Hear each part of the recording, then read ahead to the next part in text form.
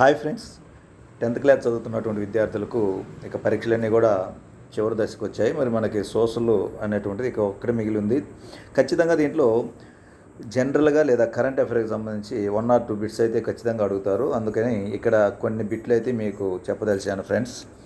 ఇవన్నీ కూడా ఒక 10 ఉంటాయి ఇక్కడ. ఈ 10 చదువుకుంటే మీరు ఖచ్చితంగా 1 లేదా 2 మార్కులు గెయిన్ చేసే అవకాశం కూడా ఉంది.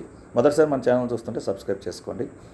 భారత రాష్ట్రపతి ఎవరని చాలాసార్లు కూడా అడిగి ఉన్నాడు. అయితే ఆ టైంలో మీకు ఎగ్జామ్ టైంలో ఎవరు ఉంటారో వాళ్ళ పేరే రాయాలి. ప్రజెంట్ ద్రౌపది ముర్ము యొక్క భారత రాష్ట్రపతిగా ఉన్నారు. భారతదేశ ఉపరాష్ట్రపతి ఎవరు అంటే ప్రజెంట్ జగదీప్ ధన్కర్. గుర్తుపెట్టుకోండి, ద్రౌపది ముర్ము రాష్ట్రపతి, జగదీప్ ధన్కర్ వచ్చేసి ఉపరాష్ట్రపతి. ప్రధానమంత్రి అందరికీ తెలిసిందే నరేంద్ర మోడీ. భారతదేశ ప్రధాన న్యాయమూర్తి ఎవరంటే సంజీవ్ ఖన్నా. గుర్తుపెట్టుకోండి, సుప్రీంకోర్టు ప్రధాన న్యాయమూర్తి ఎవరంటే సంజీవ్ ఖన్నా.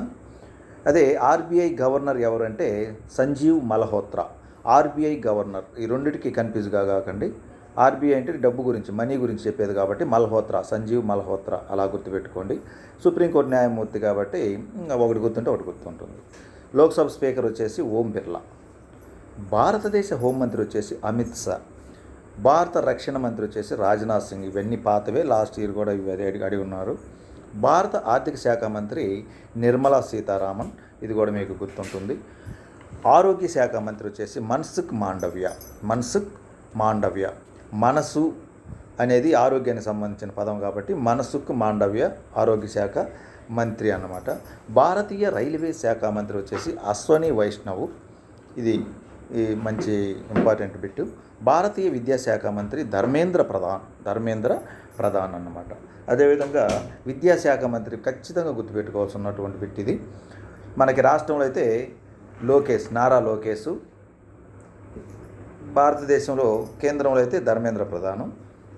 భారతీయ విదేశీ వ్యవహారాల మంత్రి వచ్చేసి సుబ్రహ్మణ్యం జైశంకర్. విదేశీ వ్యవహారాలు సుబ్రహ్మణ్యం జైశంకర్ అన్నమాట. ఆర్బీఐ గవర్నర్ వచ్చేసి ఇందాకనే చెప్పుకున్నాం కదా, సంజయ్ మల్హోత్రా. సుప్రీంకోర్టు ప్రధాన న్యాయమూర్తి వచ్చేసి సంజయ్ ఖన్నా. భారతదేశ జాతీయ భద్రతా సలహాదారులు వచ్చేసి అజిత్ దోవల్. ఇది బాగా గుర్తుపెట్టుకోండి, ఇట్లాంటివి కూడా అడుగుతుంటాడు. అజిత్ దోవల్ భారతదేశ జాతీయ భద్రతా సలహాదారులు ఎవరంటే భద్రంగా ఉంటే మనం అజాగ్రత్తగా ఉండనట్టు, భద్రంగా లేకపోతే అజాగ్రత్తగా ఉన్నట్టు అట్లా గుర్తుపెట్టుకోండి. భద్రతా సలహాదారులు అజాగ్రత్త, అజిత్ దోవల్ అలా గుర్తుపెట్టుకోండి. భారతదేశంలో అత్యున్నత న్యాయాధికారి అంటే అటార్నీ జనరల్ అన్నమాట, వెంకటరమణ. గుర్తుపెట్టుకోండి బాగా ఫ్రెండ్స్, అటార్నీ జనరల్. CAG అంటే మనకు ఎవరైనా కూడా అడగవచ్చు. ఇతను కూడా మన ఆంధ్రప్రదేశ్కి చెందినటువంటి వ్యక్తి అన్నమాట.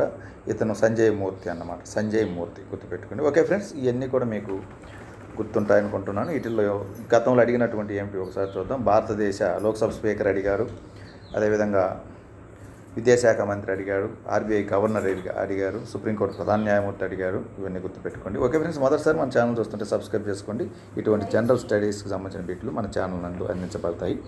Thank you friends, all the best. 100కి 100 మార్కులు రావాలంటే ఇటువంటి 1 or 2 బిట్స్ మిస్ కాకుండా మీరు పెట్టాలి. Okay friends.